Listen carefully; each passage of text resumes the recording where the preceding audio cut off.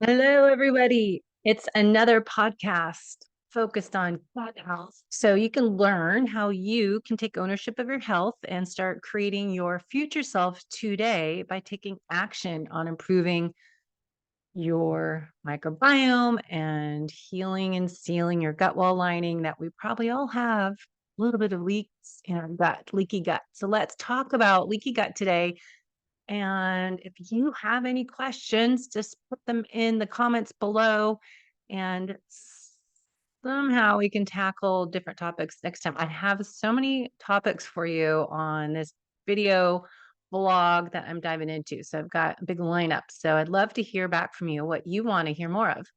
So Dr. Tom O'Brien, he actually has a great summit going on right now. If you tuned into my podcast with him couple weeks ago on inflammation.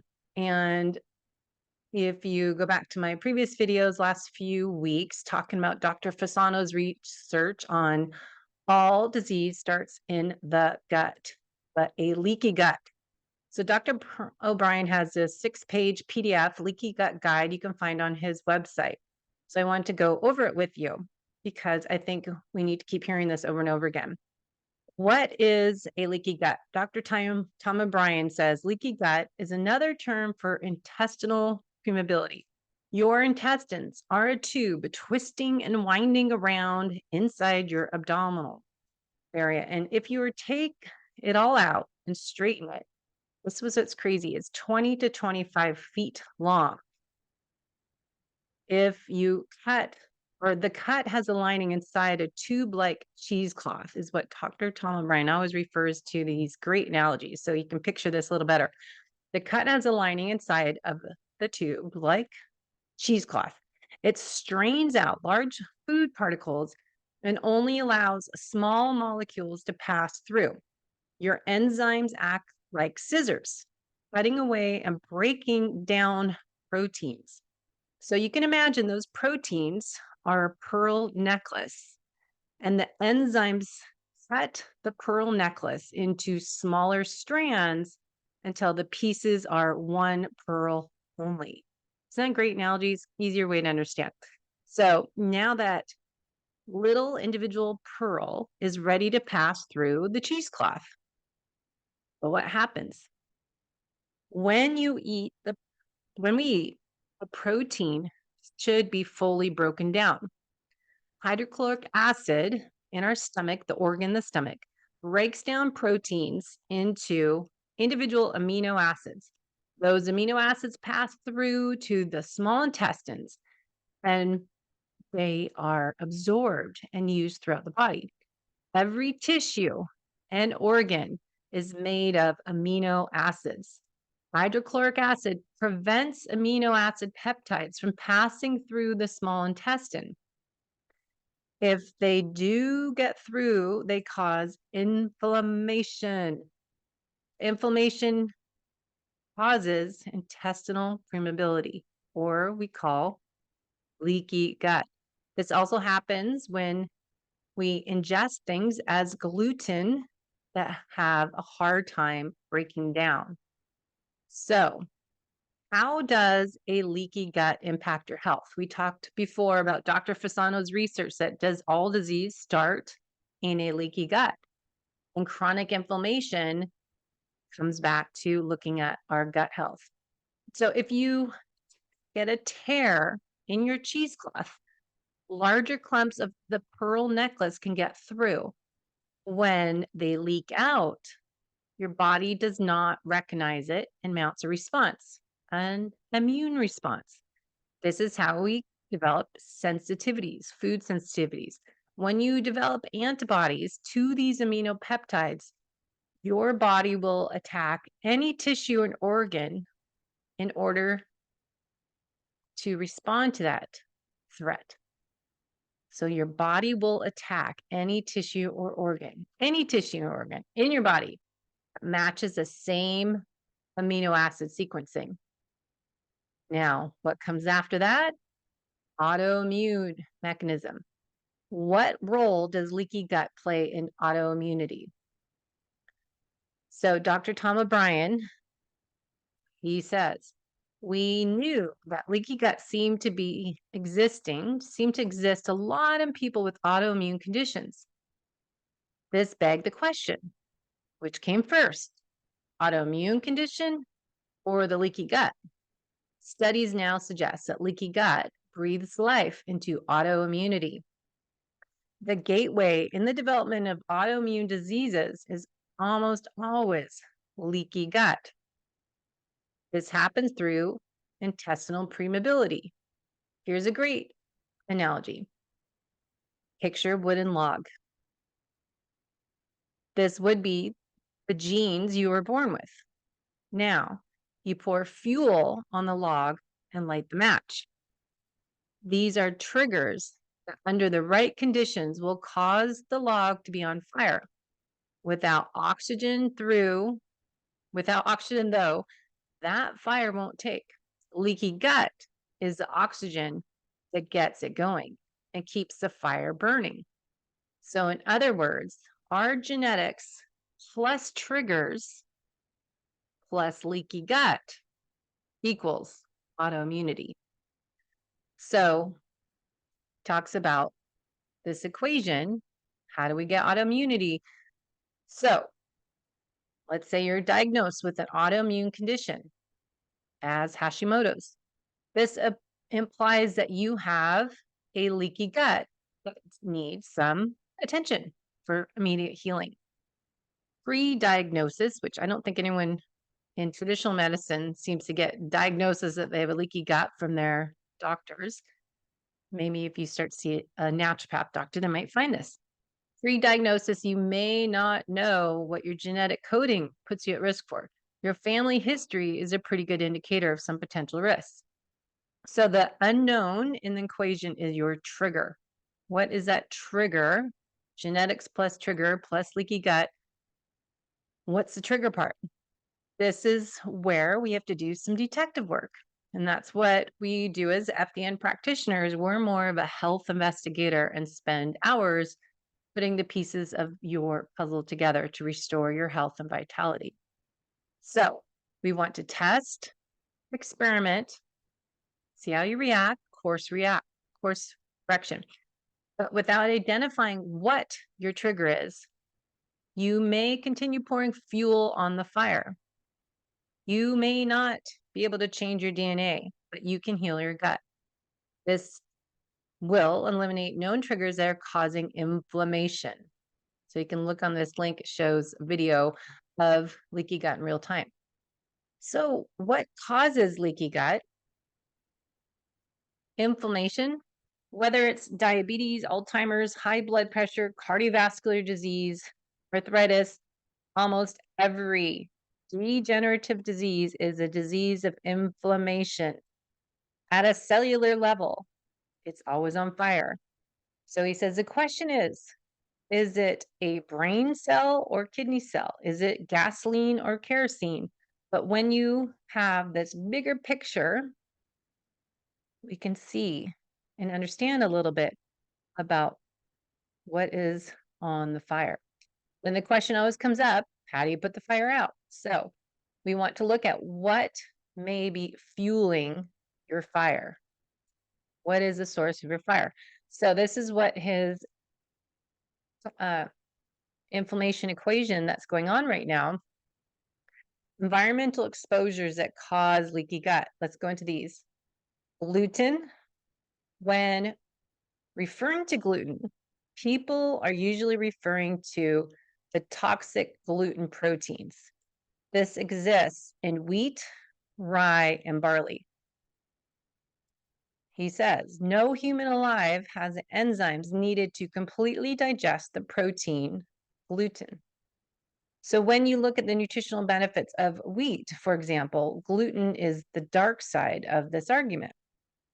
As seen in the video clip above, he has in this link, every time you eat food containing gluten, it causes a temporary state of leaky gut. This fuels inflammation throughout their body. Remember, we've talked about acute inflammation versus chronic inflammation. So if you are doing this day after day after day, you continue to fuel the fire. Now, dairy is another area that can be sensitive for a lot of people. Dr. Tom Bryan says there are two processes to prolong the shelf life of milk: pasteurization and homogenization. Pasteurization kills off the bacteria, but destroys the vitamins and milk enzymes. Big point there. When you have homogenization, aims for consistency. This alters the size and the shape of the milk fat. This process ends up making it easier for it to enter your bloodstream. This causes inflammation. And small molecules bind to the arterial walls, prompting your body to protect you. How does it do that? By producing a layer of cholesterol. And we have sugar. How much processed sugar should one person have? 0. Sugar is one of the 10 most inflammatory foods you can eat. While your body uses sugar for energy, refined sugar is lacking nutritional value. Your body can get all the energy it needs from fats and sugars found in foods naturally, as in fruits, berries. Now, here's a big topic I've been diving into on my research for clients because this is elevated in many people when we do their functional lab test assessment.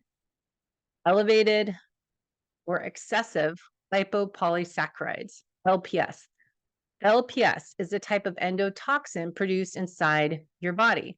LPS is like a poison. Small amounts in your bloodstream trigger production of anti-inflammatory hormone, adiponectin, which is great, but too much, as we talk about anything, too much LPS is a perfect example of too much of a good thing. Too much actually creates inflammation. If it stays in the gut, it isn't a huge issue. But when we have a leak in our gut, this LPS seeps out through the gut wall lining, that leak in the gut, and triggers inflammation in the body where it enters the bloodstream. And then a big topic, stress, chronic stress. Acute stressors are okay. But again, we've talked many times, chronic stress. So nonstop, ongoing running from that line being in fight or flight, being sympathetic dominance. What happens to your body and the downstream effect of too much stress? The stress hormones weakens and damages your gut lining, leading to leaky gut. Excess stress, whatever that might be for you, will trigger leaky gut all by itself.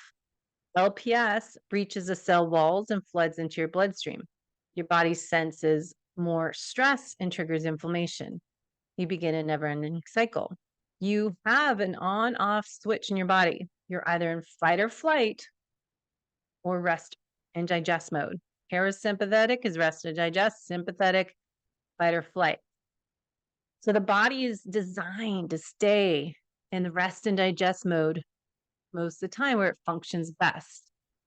So we can test our heart rate variability and get an idea of our resiliency that we are able to switch back and forth, parasympathetic to sympathetic, but baseline parasympathetic. So we don't want to be sympathetic dominant. And we can tell that using a Sweet Beat Life app, for example, with a heart rate strap on. Now, he says, unfortunately, more often than not, you are in fight or flight mode. Not only is your body not in its relaxed repair state, but it also starts to shut down systems. If you know my story, 2013, I was coming off my best triathlon running and cycling season, and downhill from there happened. March 2013, my career ended as a competitive age group triathlete and endurance athlete. My body shut down with adrenal exhaustion from doing too much of everything and being in chronic stress mode all the time.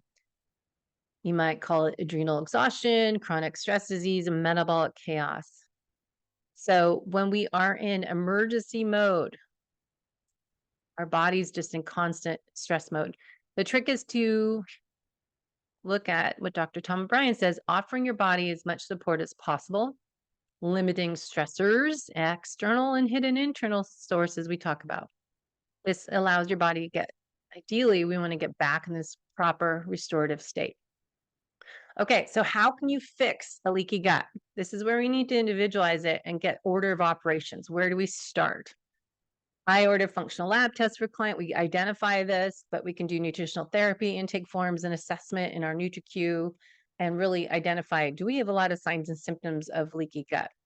How do we start with that? Is how you eat, when, why, are you mindful? Are you chewing your food? Are you present? Are you in the parasympathetic nervous system state? So instead of just thinking, I'm going to take all these supplements, I'm going to start improving being focused when I eat. I'm going to start focus on chewing my food. I'm going to sit and focus and not do 10 things at once. I'm not going to be at my desk or in my car. I'm actually going to be present when I eat. All right. So, how can you fix the gut? You can stop the autoimmune process. The key is to prevent interplay between genes and triggers. How do you do this? You want to reestablish your intestinal barrier function, fix your leaky gut, then you arrest the progression of autoimmunity. So, if you didn't know, your epithelia lining, your gut wall lining, is in your small intestines, is a one cell thick. That's why it gets damaged so easily. This cheesecloth he talked about earlier keeps the large particles from passing through the bloodstream. They can only pass one time through when they're broken down into the raw materials that will help rebuild your body. The epithelial cells of the intestine are the fastest growing cells in your body, continually self-repairing until your body actually creates a new lining every 3 to 7 days. After repeated assaults, it won't heal anymore. When that happens, you've lost oral tolerance. Your body is only able to tolerate so many toxic chemicals, foods that irritate your system, heavy metals, and stress. You have pathogenic intestinal permeability. Your weak link will be targeted and exposed. So let's repeat that. Your epithelial cells of the intestine, small intestine, are the fastest growing cells in your body. They are continually self-repairing until your body actually creates a new lining every 3 to 7 days. So years ago, I created this 5-day jumpstart program and then moved into my 21-day program in our groups, the holistic method, 30-day program. But we started with this phase 1, and that's why. Every 3 to 7 days, pretty crazy. New lining. How can you fix a leaky gut? 3-pronged approach. Number 1, stop throwing gasoline on the fire. How do you do that? Remove the most common environmental exposures listed above on Dr. Tom O'Brien's site and listen to his summit going on right now. Anytime you eat a food you are sensitive to, it initiates an inflammatory response. You need to know what these foods are and cut them out from your diet. This is why it's really hard to know without testing, and it's not covered by insurance. So a lot of people don't want to do it because they have to pay out of pocket. I know my insurance barely pays for anything. I can't even get the right blood test done without having to pay out of pocket. So if you want to get healthier and help your gut health and help reduce inflammation in your body that's causing chronic inflammation, autoimmune issues, and the list goes on of what's related to those diseases coming from your gut. But if you do not know what foods you're reacting to, it's really difficult. So you have to invest in your health. You have to appreciate, love yourself to care for yourself this much and invest money into lab testing because it's not cheap. So you can cut back on eating out and save some money or, start making food and your coffee at home. But a Zoomer test, Vibrant Wellness, or there's Cyrex array tests that you can look at getting. So you can get these tests done to narrow down which food's causing problem. If not, you can do a food elimination program. So you can head to thedoctor.com and he has some more information. You can learn more about all of this autoimmune solution and the series that are going on now. But the doctor is Dr. Tom Ryan's site. So let's head back. I lost the article. So the leaky gut guide you can find on his website. All this information is in there. Free PDF that I wanted to share with you. But fixing a leaky gut, go back to here. Step 1, stop throwing gasoline on the fire. Step 2, turn the genes on to heal the gut. How the heck do you do that? As he says, all roads lead to Rome.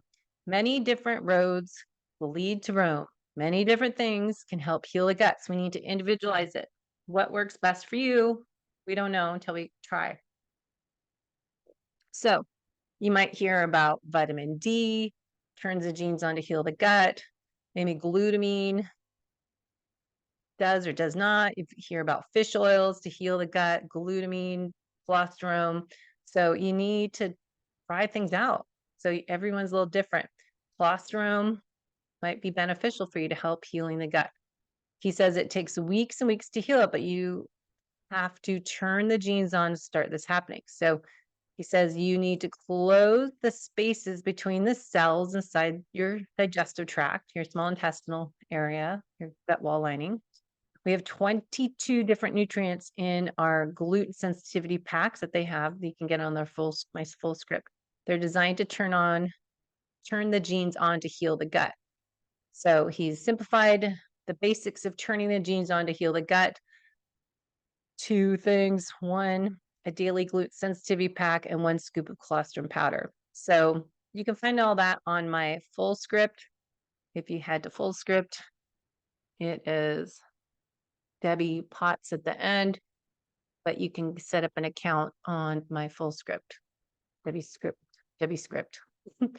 So that is an option for those gluten packs. There's colostrum, or you can check out Kion, Kion, and use our code LowCarbAthlete. Now, changing the microbiome, I've talked about with Dr. William Davis on the Super Gut episode we did, to be non-inflammatory microbiome. So the environment of your gut develops over time from the foods you eat. You've created an environment that may be inflammatory.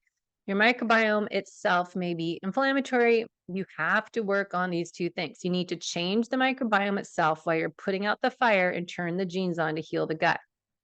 So Dr. Tom talks about supplements. They can help expedite healing the leaky gut, but you can't out supplement your diet. I say that all the time, right? So we want to look at your microbiome, getting the right probiotics in there. As we talk about, the super gut yogurt is a great delivery system for those probiotics. But fermentation to help feed, fertilize the garden. So your body can ferment the vegetables that you eat. You need to be eating a wide variety of vegetables, rainbow colors, leafy greens. Make sure there are not any complications as histamine reactions or SIBO, because then it'll be a little different for you. Then adding organic raw fermented vegetables to your meals is okay if you don't have SIBO and histamine reaction. So you want to have live fermented cultures in your food, which you can make yourself. You can make coconut water kefir. There's lots of recipes on that cultured website where I got my yogurt starter. So cultured, what is it called? culturedfoodlife.com. And they have lots of recipes on there. So you can check out cultured food. If you want to make your own yogurt, there's the L. reuteri, gastri, super gut yogurt, different strains, which I was going to be using this Qualigans because I read that strain is really good for performance recovery. It's good for athletes. So you can see that there's different ones you can make in a yogurt maker or sous vide Instapot to make your SIBO super gut yogurt, but also you can learn how to make your own probiotic or fermented foods. So you can look at their cultured food life recipes and make all your own stuff. So avocado kombucha mayo, that sounds interesting. All right, so there's some information on leaky gut. I did want to touch on that, but remember, all leaky gut could be contributing to your inflammation. Another article you can look at on Rupa Health, explaining leaky gut syndrome we are trying to do today, condition where the small intestine lining becomes more porous than usual, allowing substances that would be normally restricted to pass through and enter the bloodstream. So getting through that cheesecloth gets ripped. In a healthy digestive system, the intestinal lining acts as a selective barrier, allowing nutrients to be absorbed without preventing the entry of harmful bacteria, toxins, and undigested food particles. The gut barrier is enforced by protein complexes as those tight junctions. They create a tight seal between the intestinal cells. However, when these tight junctions are disturbed and the integrity of intestinal lining is compromised, larger molecules of substances can leak through the weakened barrier and enter the bloodstream where they don't belong. Again, leaky gut syndrome associated with chronic inflammation, certain medications, infections, and imbalance of microbiota. This increase in permeability in the gut wall lining can lead to systemic inflammation and hypothesized to contribute to a range of health issues as autoimmune diseases, allergies, chronic conditions. It's important to note that while leaky gut is a topic of scientific research discussion, it is not universally recognized as a formal medical diagnosis by health professionals. So I know people go see their doctor and they might think you're wacky if you want to know if you have leaky gut. So, great image how a leaky gut could be contributing to your inflammation.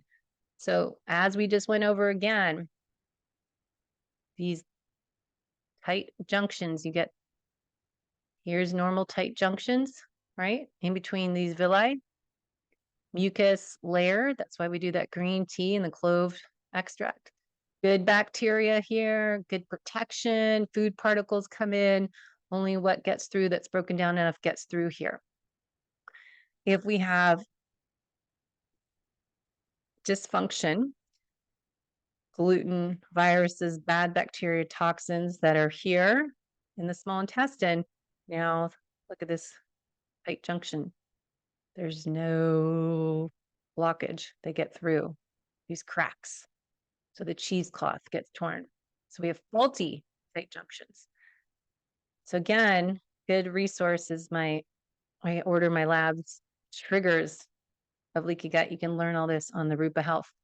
So again, I think we need to look at inflammation, elevated levels of pro-inflammatory, systemic inflammation risk factor for leaky gut, chronic inflammatory diseases, including inflammatory bowel disease, celiac disease, irreversible destruction of the intestinal barrier, upregulation of the protein called zonulin we talked about.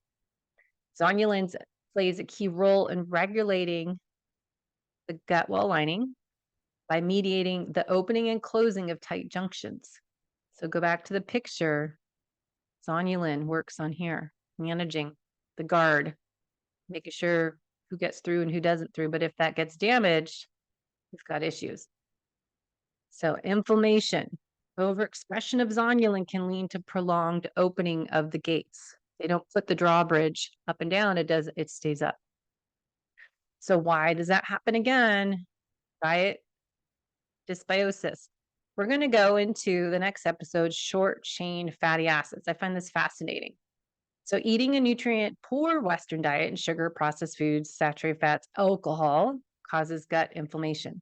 Proposed mechanisms by which poor diet causes inflammation includes promoting intestinal dysbiosis, dysregulation of the immune system, and production of a decrease in the short chain fatty acids.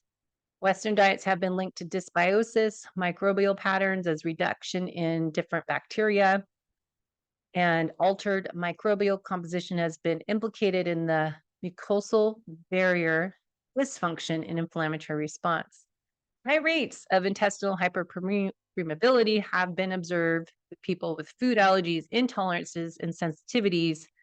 So, for example, gliadin, we talked about, the protein component of wheat, has been strongly correlated to a leaky gut because of its ability to directly stimulate zonulin signaling.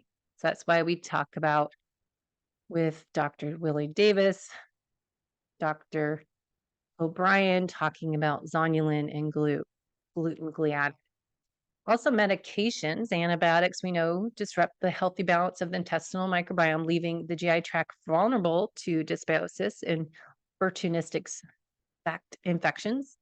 Medications that can cause intestinal inflammation, permeability include non-steroidal anti-inflammatory drugs. So if you are an athlete taking a lot of NSAIDs, you may be causing intestinal inflammation and leaky gut. So big red flag there. If you're commonly taking these after workouts because you've got inflammation, you might want to look at what the cause is. Leaky gut and immune response. Okay, so go on and on. I want you to just take note of the role of the gut in inflammation. And then again, if you need functional lab testing and personalization, we want to look at what's going on under the hood, testing and not guessing, but look at lifestyle modifications, stress, sleep, movement throughout the day, the right amount of exercise. We talked about moderate exercise versus excessive and excessive long and excessive intense exercise, the impact of that on your gut health. So we want to make sure we're getting the sleep, getting the right amount of exercise each week as 3 hours a week to promote a healthy gut, not 10 hours a week or more. Probiotics, talking about that with our yogurt we can make and getting a better delivery system. And talking about heart rate variability. I find this super fascinating to track with my clients who are using their Aura and Whoop and Garmin, looking at their workouts, but looking at the gut-brain connection inflammation. Because the heart rate variability score, we can see that with our HRV score on our rings, but what is that connected to with our gut health? So we look at the gut-brain connection and the relationship between the brain and the GI system, the interactions between the nervous system, endocrine system, and immune system, that stress has a detrimental impact on the gut health through the axis altering factors as leaky gut, motility, digestive secretions, microbiome composition, inflammation. So when the intestinal barrier is compromised, inflammatory cytokines may enter the bloodstream and reach the brain, especially the blood-brain barrier is damaged, potentially triggering neuroinflammation. And this inflammatory response is one of the mechanisms that links leaky gut to mental health. So super fascinating area to dive into. If people have anxiety and different issues with brain related health issues. Now, strategies to support gut and brain health promote diverse, balanced gut microbiome using probiotics and prebiotics. Again, getting your gut stool test so we can figure out where your imbalance is so you can specifically target probiotics to help bring yourself back to balance. Adopting anti-inflammatory diet, having those omega-3 fatty acids. I've read 3 to 5 grams, especially for brain health and misinflammation. And of course, stress management is really important. Regular exercise, but not too much. Remember, too much exercise is going to cause chronic stress. Adequate sleep, overall recovery, and positively impacting that gut-brain connection and mental health. So really important to recognize the connection between the gut health, inflammation in your body, mental health, and seeing that more holistic approach to your mind, body, and spirit. So learning more about self-care so you can avoid these common symptoms of inflammation as digestive systems are kind of the go-to obvious ones, abdominal pain, bloating, heartburn, constipation, diarrhea, food sensitivities, but also we have brain fog, fatigue, headaches, joint pain, changes in your mood, skin rashes. And all these are symptoms of early red flags that you can see if you have intestinal inflammation. So you want to plan ahead. Don't wait till you have problems. And I think that's an important part of the mission on this podcast to be proactive. So more on there. You can look at the role of butyrate next time. We're going to talk about short-chain fatty acids, postbiotics, best source for gut health and inflammation, best sources, prebiotics, probiotics, postbiotics. What are those postbiotics? I think that's always funny, like it's poop from your bacteria, but what sources of fiber are safe for you if you have gut issues? We can go into that and more. So I've got many more articles I saved on my webs or my browsers are getting really overloaded. So let me know your questions, thoughts, and what you want to explore next time. I welcome you to join my mission to be the fit and healthy aging athlete and improve our self in the future so we can be living our best life as we age. So thanks for listening and watching. We'll talk to you next time.